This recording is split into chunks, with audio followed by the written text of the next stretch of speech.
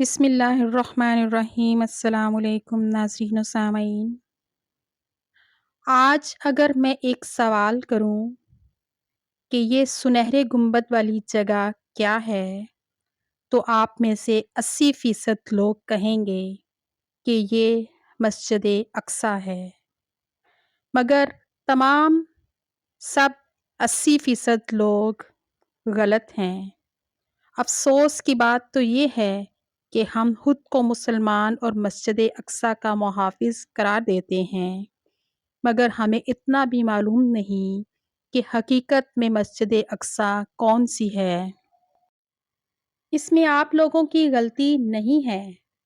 آج ہم انٹرنیٹ پر جہاں بھی مسجد اقصیٰ سرچ کریں گے تو ہمیں حقیقی مسجد اقصیٰ کی بجائے یہ سنہرے گنبد والا دکھایا جاتا ہے۔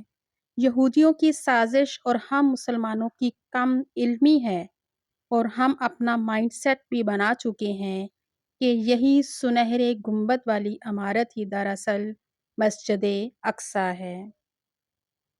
اس سنہرے گنبد کے نیچے ایک چٹان ہے جہاں سے نبی کریم صلی اللہ علیہ وآلہ وسلم نے اپنے معراج کے سفر کا آغاز کیا تھا۔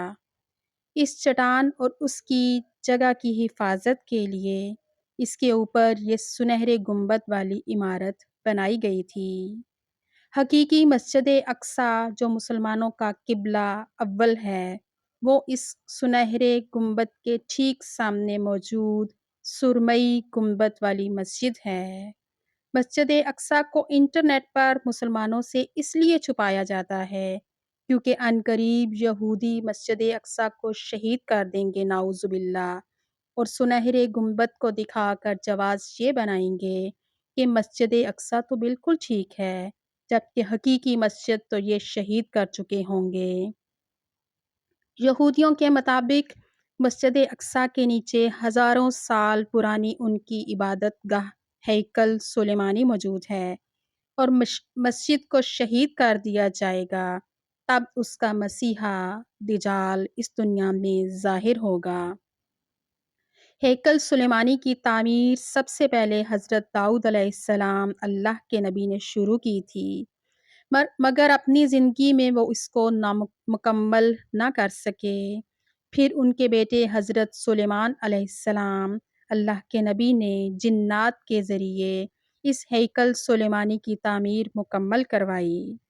ان تمام واقعات اور ناموں کے پیچھے پوری تاریخ ہے، آپ انٹرنیٹ پر سرچ کر کے مزید جان سکتے ہیں۔ اللہ تعالی امت مسلمہ کو اپنے قبلہ اول بیت المقدس کی حفاظت اور فلسطینیوں کی مدد کرنے کی توفیق عطا فرمائے، آمین یا رب العالمین۔ ویڈیو کو صدقہ جاریہ سمجھ کر زیادہ سے زیادہ شیئر کریں، اور مزید ایسی اسلامی معلوماتی ویڈیو کے لیے میرے چینل کو سبسکرائب کر دیں۔ آپ سب کی سماعتوں کا بہت بہت شکریہ۔